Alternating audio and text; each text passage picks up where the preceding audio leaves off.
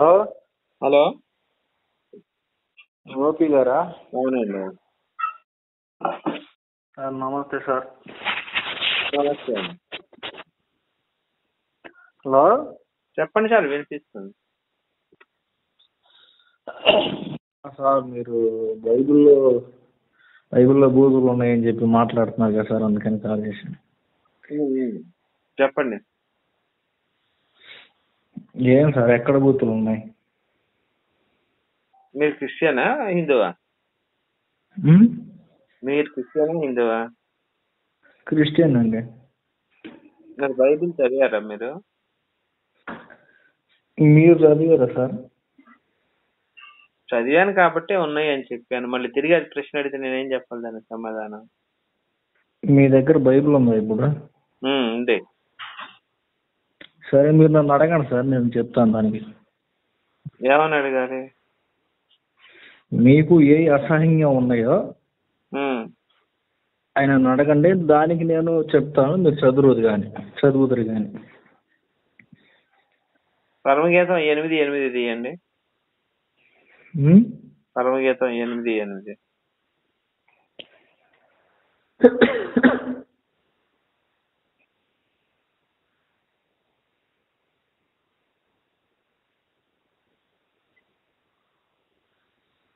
ఆగండి సార్, ఒక నిమిషం లైన్లో ఉంది.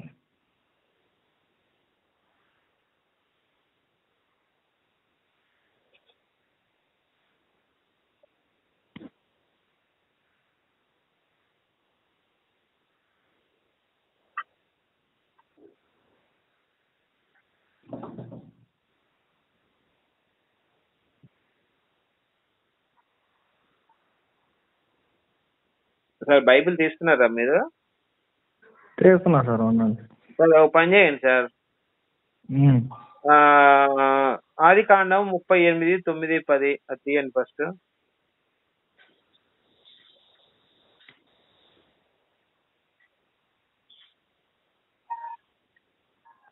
ఆదికాండం 38:9-10.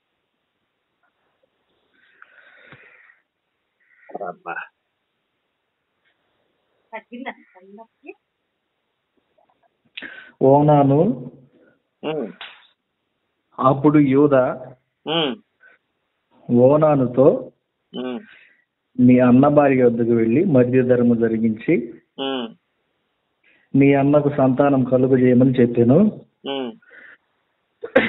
ఓనాను ఆ సంతానము తనను కానిదని ఎరిగి ఆమెతో పోయినప్పుడు తనకు అన్నకు సంతానం కలుగు చేయబడినట్లు తన రేతస్సును నేల మీద విడిచెను. తర్వాత కూడా చదవండి.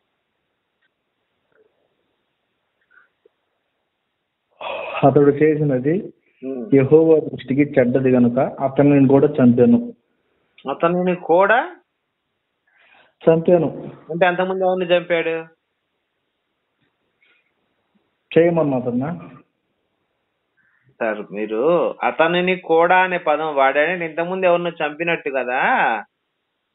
ఇంతకుముందు ఎవరిని చంపాడని అడుగుతున్నా, ఎందుకు చంపాడని అడుగుతున్నా. చెప్పండి సార్ మీరే. సార్ బైబుల్ నాకు తెలియదని స్టేట్మెంట్ ఇచ్చేసారు మీరు ఆల్రెడీ. దానికి నేను కట్టుబడి ఉన్నా. బైబుల్ నాకు తెలియదు, మీ దగ్గర నేర్చుకుందామని మీరు మీ దగ్గర నేర్చుకుందామని చెప్పి నేను చెప్తున్నాను సార్. ఇప్పుడు అప్పుడు యోధా ఇతడు అతడు అనాల వల్లే చనిపోవనేమో అనుకొని కుమారుడైన షేల పెద్ద కుమారుడు వరకు నీ తండ్రి ఎంట విధవరాలుగా ఉండమని తన కోడలైన తామారుతో చెప్పాను. అదిగా సార్, ఇప్పుడు మీరు ఇంత ముందు వాక్యం చదివారు కదా, అతనిని కూడా చంపాను అన్నప్పుడు అంతకుముందు ఎవరిని చంపాడు?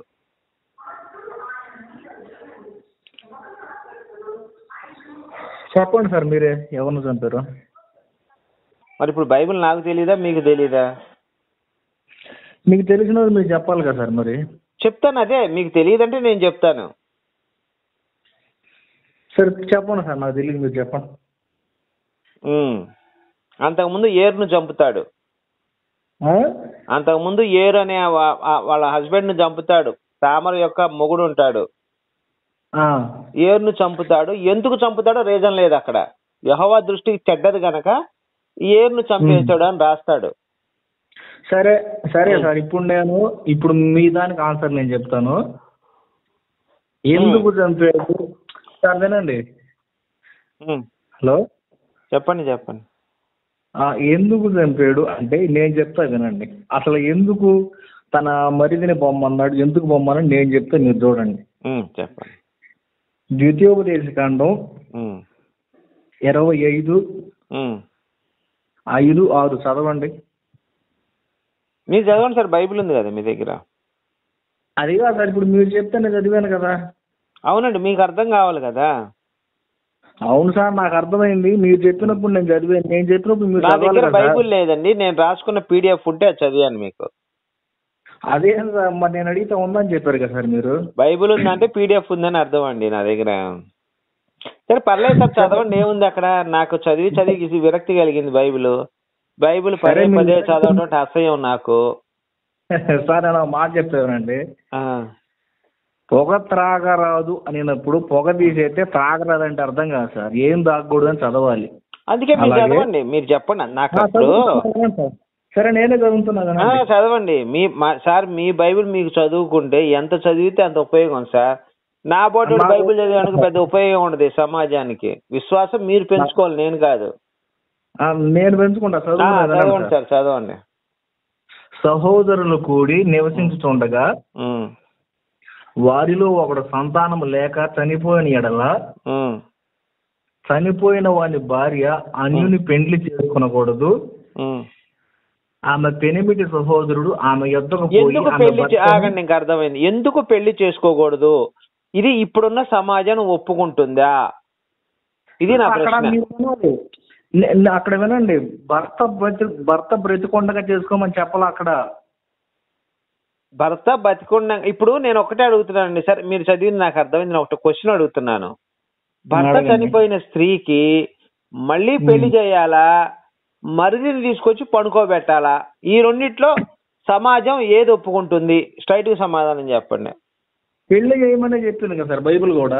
మరి ఇప్పుడు ఓనాన్ని పెళ్లి చేసుకుని సెక్స్ చేశాడా, పెళ్లి చేయకుండా సెక్స్ చేశాడా? పెళ్లి చేయమని చెప్పాడు కదా అక్కడ. ఇప్పుడు నేను చూపించిన దాంట్లో అక్కడ ఏమని ఉంది? ఆ సహోదరుడు ఎద్దుకు పోయి ఆమెను పెండ్లి చేసుకుని తన సహోదరుని మారుగా ఆమె ఎడల భర్త ధర్మం జరిపించవాలని డైరెక్ట్ గా రాసింది కదా సార్. పెండ్లి చేసుకోమని ఉంది కదా. అవునండి, మరి ఇక్కడ ఓనాన్ని పెళ్లి చేసుకోలేదు కదా. పెళ్లి చేసుకోలేదంటే అట్లా చేసాడే సార్. అది పెళ్లి చేసుకున్నాడు. ఇప్పుడు కాదండి, ఇప్పుడు సరే ఈయన పెళ్లి చేసుకున్నాడు అనుకున్నాం.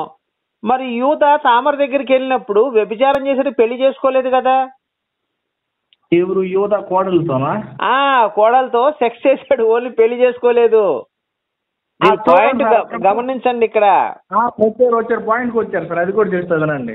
ఇప్పుడు కాదండి, ఇప్పుడు పెళ్లి చేసుకోమని రాశాడు సార్. మరి వీళ్ళిద్దరు ఎందుకు పెళ్లి చేసుకోలేదు? యోధాను మా కొడుకు ఓనాను ఎందుకు పెళ్లి చేసుకోలేదు? మరి పెళ్లి చేసుకున్నట్టు రాయలేదు కదా అక్కడ. అతను అన్న కొడుకు కాదు కదా సార్, అన్న తమ్ముడు కాదు కదా యోధ. ఎవరు చెప్పారు మీకు? ఎవరి తమ్ముడే ఓనాను? ఓనా కాదు సార్. ఇప్పుడు ఇద్దరు కుమారులు చనిపోయాడు కదా సార్. చనిపోతే ఆయన కూడా చేసుకోమంటాడు, నేను చేసుకోను అంటాడు. అందరు చనిపోతారు. కాదు సార్, ఇప్పుడు అన్న చనిపోతే మరిది పెళ్లి చేసుకోవాలి మీరు చెప్పారు కదా, తమ్ముడు పెళ్లి చేసుకోవాలని చెప్పారు కదా. అవును. మరి ఏరు యొక్క తమ్ముడే ఓనాను. ఓనాను తమ్ముడు షేతు, వాడి పేరుంది. మూడోవాడు కూడా ఉన్నాడు అక్కడ. అవును, ఉన్నాడు. నేను అడిగేది ఏంటంటే, ఏరు చనిపోతే ఓనాను పెళ్లి చేసుకోకుండా సెక్స్ చేస్తాడు. కాదు సార్, అది పని చేయండి సార్, ఓనాను పెళ్లి చేసుకున్నట్టు చూపించండి నాకు. ఓనాను తామర్ని పెళ్లి చేసుకున్నట్టు చూపించండి. మీరు చెప్పిన రాసిందని చెప్పి నేను నమ్ముతాను. పెళ్లి చేసుకొని సెక్స్ చేశాడని చెప్పి నమ్ముతాను నేను. ఇప్పుడు మీరు నాకు రెఫరెన్స్ చూపించింది ఏ అధ్యాయం సార్? మీరు నాకు రెఫరెన్స్ చూపించింది ఏ అధ్యాయం? ఆదికాండం. అధ్యాయం ఆదికాండం 38:9-10. నేను రెఫరెన్స్ చూపించింది అక్కడ సార్. మీరు చూపించింది నిర్గమాకాండమే ఏదో చూపించారు. ద్వితీయోపదేశం వాళ్ళ రూల్స్ చెప్పారు నాకు అది. అవును సార్, బైబుల్ చెప్పింది అలా ఉండకూడదని చెప్పింది బైబుల్. ఏం ఉండకూడదని? బైబిల్లో ఎక్కడా కూడా పాపం చేయమని కానీ పాపాన్ని ప్రోత్సహించమని కానీ అవునండి. ఇప్పుడు యూదా తామర చేసింది పాపమా తప్ప ఒప్ప, పాపమా పుణ్యమా? యూదా తామర సార్ తెలియక చేశాడు అతను. ఎవరు? యూదా. మరి అదే వంశంలో ఎందుకు పుట్టాడు యేసు? వాళ్ళకి ఎందుకు శిక్ష వేయలేదు యెహోవా? సార్ ఒక వంశం చెడ్డదైతే వంశంలో వచ్చే వాళ్ళందరూ చెడ్డోళ్ళు అవుతారా? మరి అంతే కదండి. యూదా తామర సెక్స్ చేసుకోవడం అనేది అతి ఘోరమైంది. అది అదే వంశంలో యేసు ఎట్లా వస్తాడు? ఎంత దరిద్రం అది యేసు రావటం అనేది. ఆలోచించండి మీరు, నేను చెప్పింది కాదు ఇది.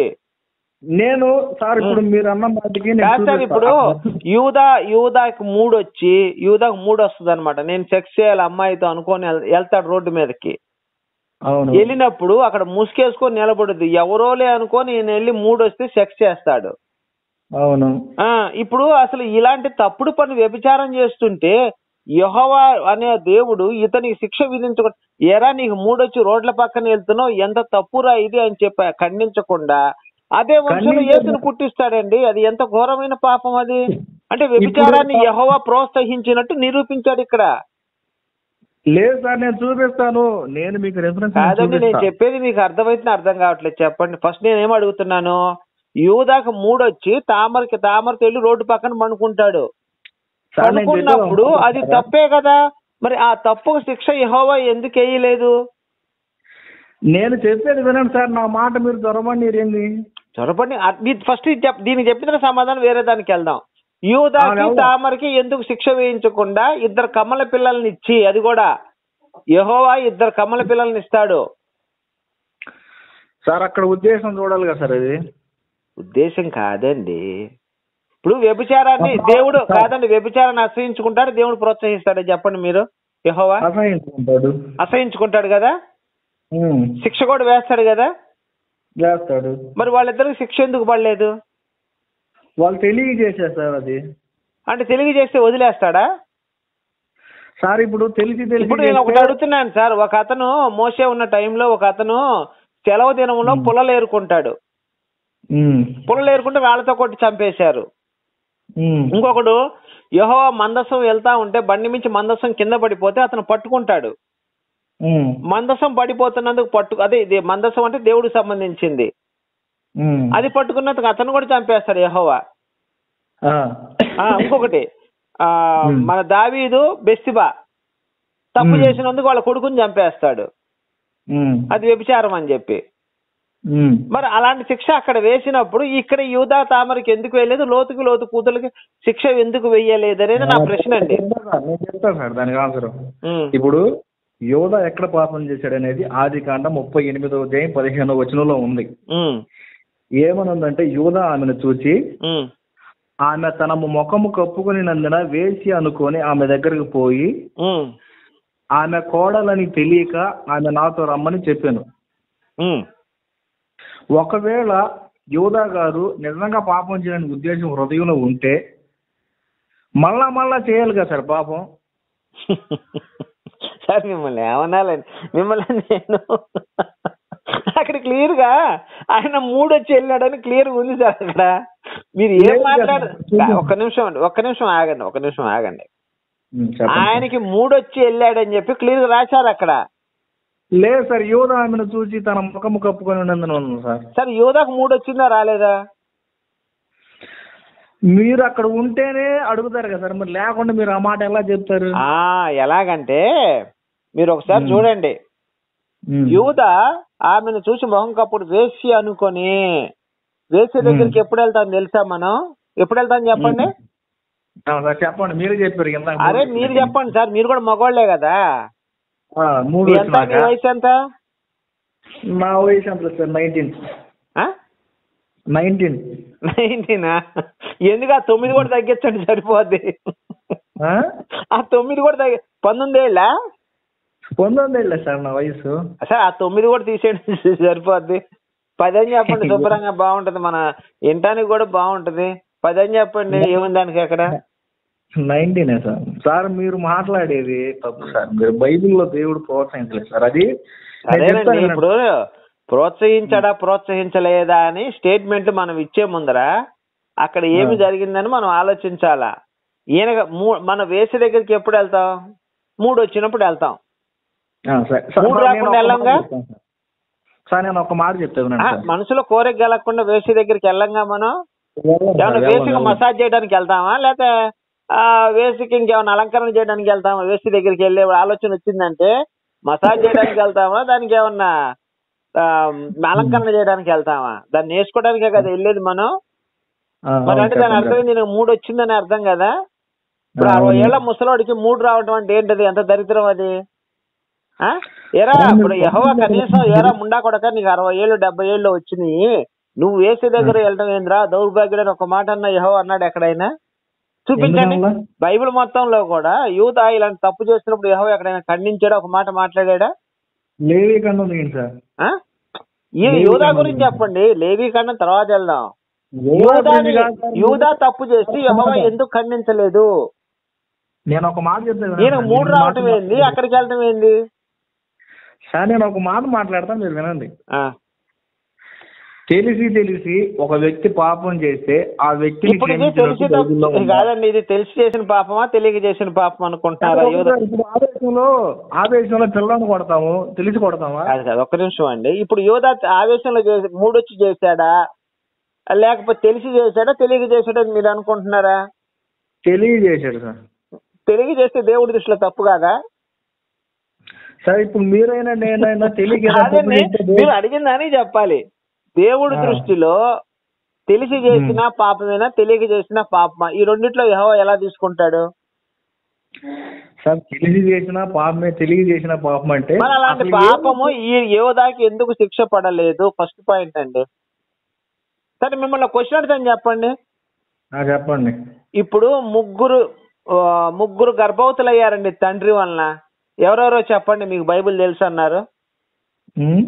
ముగ్గురు గర్భవతులు అయ్యారు తండ్రి వలన, ముగ్గురు ఆడవాళ్ళు గర్భవతులు అయ్యారు తండ్రి వలన. ఎవరెవరో చెప్పండి.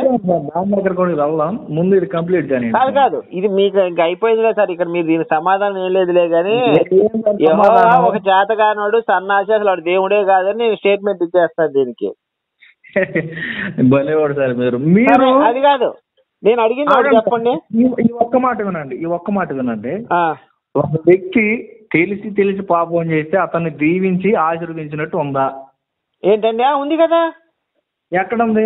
లోతు కూతుళ్ళ యొక్క అమ్మోనియన్ మొబైల్ ని ఆశీర్వదించి మోసే యుద్ధానికి వెళ్తే అంటాడు, వాళ్ళకి నేను సపరేట్ స్థలం ఇచ్చాను, వాళ్ళ జోన్ నువ్వు పోవద్దని చెప్తాడు వాళ్ళని యెహోవా. ఎవరి జోలికి? అమ్మోనియన్ మోయాబీల జోన్కి. వాళ్ళిద్దరికి శత్రుత్వం కదా సార్? అది కూడా అదేనండి. మోసే వెళ్ళి వాళ్ళని యుద్ధం చేస్తానంటే వద్దు, వాళ్ళకి సపరేట్ ప్లేస్లు ఇచ్చాను, వాళ్ళ జోలు నువ్వు వెళ్ళొద్దని చెప్తాడు. అసలు ఆ సన్నివేశం ఎందుకు జరిగిందో తెలుసా సార్ మీకు? ఎందుకు జరిగిందా? మీరు ఏమన్నారు? ఎవరిని ఆశీర్వదించ ఇప్పుడు తప్పు చేసిన చంపుదామని మోసే వెళ్తే ఇప్పుడు వద్దని చెప్తాడు యెహోవా. అదే వంశం నుంచి రూత్ వచ్చిందండి. నేను అంట్లో అదే వంశం నుంచి రూత్ వచ్చింది. మోయాబీన్ వంశం నుంచి రూత్ వచ్చింది. రూతుకు మనవడే దావీదు. సార్ వంశాలు ఏముంది సార్? ఇప్పుడు మీ వంశంలో చెడ్డోళ్ళు ఉండొచ్చు, మా వంశంలో చెడ్డోళ్ళు ఉండొచ్చు. సార్ మీరు సూపర్ పాయింట్ మాట్లాడారండి. మీ వంశంలో చెడ్డోళ్ళు ఉండొచ్చు సార్, నా వంశంలో చెడ్డోళ్ళు. మన ఇద్దరం ఎవరు మనుషులమా దేవుళ్ళమా? మనుషులమే. మరి దేవుడు అనేవాడు ఎలాంటి వంశం నుంచి రావాలి? పవిత్రమైన పరిశుద్ధమైన వంశం నుంచి రావాలి కదా. మామ కోడలు సెట్ చేసుకున్న వంశం నుంచి దేవుడు వస్తే ఎంత దరిద్రం అది. అది ఆదర్శంగా మనం ఎలా తీసుకుంటాం అసలు? అది ఏం సార్ అంట మాట్లాడతారు మీరు? యేసు ప్రభు వారు పాపం చేసినట్టు గాని, పాపాన్ని సమర్థించినట్టు గాని. ఆజ్ఞ అతిక్రమించటే పాపం అండి. పాపం యేసు చేశాడు, ఆజ్ఞలు అతిక్రమించాడు, ధర్మశాస్త్రాన్ని కొట్టేశాడు ఆయన. ధర్మశాస్త్రంలో వేశ్య వ్యభిచారాన్ని రాళ్ళగా కొట్టమని చెప్తే, ధర్మశాస్త్రంలో చెప్తే ఈయన ధర్మశాస్త్రాన్ని వ్యతిరేకించి వేశ్యను వదిలేసేయమని చెప్పాడు. సార్ మీరే చెప్పారు సార్, మీరే చెప్పారు కదా సార్ ఇందాక పాత నిబంధనల దేవుడు శిక్షించలేదని. ఇప్పుడు మళ్ళీ మీరే చెప్తున్నారు ఏం సార్? మరి తప్పు చేసిన వాళ్ళని శిక్షించాలని బైబిల్ చెప్పింది కదండి. మరి ఇక్కడ ఇప్పుడు ఆయన పాత నిబంధనలో కొత్త ఆజ్ఞ, తండ్రి ఆజ్ఞ ఇచ్చాడండి, వేశ్యలను రాళ్లతో కొట్టి చంపమన్నాడు. ఆజ్ఞ అతిక్రమించడమే పాపం బైబిల్ ప్రకారం. అలాంటి ఆజ్ఞను అతిక్రమించాడు కదా యేసు. మరి ఆయన ఆజ్ఞ అతిక్రమించిన ఆయన కూడా పాపి అయిపోతాడు. బైబిల్ ఆజ్ఞ అతిక్రమించడం పాపం అయితే మరి యేసు కూడా పాపం చేసినట్టు అయితే అక్కడ లేదు సార్, పాపం చేశారని ఎక్కడ ఉంది సార్? యేసు ప్రభు పాపం చేసినట్టు. ఆజ్ఞ అతిక్రమించడమే పాపం అని చెప్పిందండి బైబిల్, నేను చెప్పటం కాదు. పాపం చేసిన ప్రజల్ని రాళ్లతో కొట్టిన చంపడం మారని తెలిసి యేసు ప్రభు అని లోకానికి పంపించాడు సార్ ఆయన. కాదు, ఈ లోకానికి ఎందుకు వచ్చాడో తెలుసా ఆయన? ఎందుకు వచ్చాడు సార్? ఎందుకు వచ్చాడు ఈ లోకానికి చెప్పండి సార్ మీరు. ఆయన దేవుడు పంపించాలి, అలా రాసుకున్నారు అంతే. ఆయన ఏంటంటే యూదా ప్రజలు చేసే యొక్క క్రూరత్వాన్ని ఖండించడానికి వచ్చాడు. ఒక విప్లవకారుడు ఆయన. కాదు సార్, కాదు సార్, మీరు ఎవరు చెప్పారండి కాదని? వీళ్ళు దారుణమైన ఆచారాలను పాటిస్తుంటే అవన్నీ తప్పురా బాబా అలాంటి పాటించకండి అని చెప్పడానికి వచ్చాడు ఈయన. ఆయనకి విరక్తి కలిగింది. ఎందుకంటే ఒక నిమిషం వినండి, కన్య ఒక అమ్మాయి కన్యో కాదో తెలియాలి అంటే ఆమె గుడ్డపరిచి ఆమె రక్తం మరకలు కనుక లేకపోతే రాళ్లతో కొట్టి చంపేయమంటారు ఆడపిల్లని. ఇలాంటి బోలెడు ఆచారాలు ఉన్నాయి, భయంకరమైన ఆచారాలు ఉన్నాయి. ఆ ఆచారాలన్నింటినీ కూడా యేసు ఖండించాడు. ఇప్పుడు బాబు ఈ తప్పురు అసలు ఇలా చేయకండి రా అని చెప్పి యూదా ప్రజలకు చెప్పింది ఆయన. అసలు యేసుని ఎందుకు సిలువేశారు తెలుసా మీకు? చెప్పండి, బైబిల్ నుంచి రెఫరెన్స్ ఉంటే చెప్పండి మీరు తీసి. యేసుని ఎందుకు సిలువేశారు చెప్పండి? మీరు ఎందుకు వేసారు మీరు చెప్పండి సార్. నేను చెప్తే ఇంకా మీకు బైబిల్ నాకు తెలియదు అన్నారు, మరి మీరు బైబిల్ తెలిస్తే ఆయన అసలు ఎందుకు? మెయిన్ పాయింట్ అదే కదా. కాదండి, సార్ మీరు మీరు చెప్పండి ఎందుకు సిలువేశారు? మీకు తెలియదా? మీకు తెలుసు అన్నారు కదా సార్, మీరు చెప్పండి. సరే, మార్కు 15:26 తీసి చదవండి. సరే తీస్తాను కదా సార్. మీరు మాట్లాడుతుంటే మీకు సమాధానం చెప్పలేకపోతున్నారు. అసలు వీళ్ళు ఏం పాస్టర్లో నాకు అర్థం కావట్లేదు అసలు. మీ వల్ల నేను బైబిల్ నేర్చుకున్నా సార్, మీ వల్ల. ఇప్పుడు హిందువా క్రిస్టియనా? క్రిస్టియన్.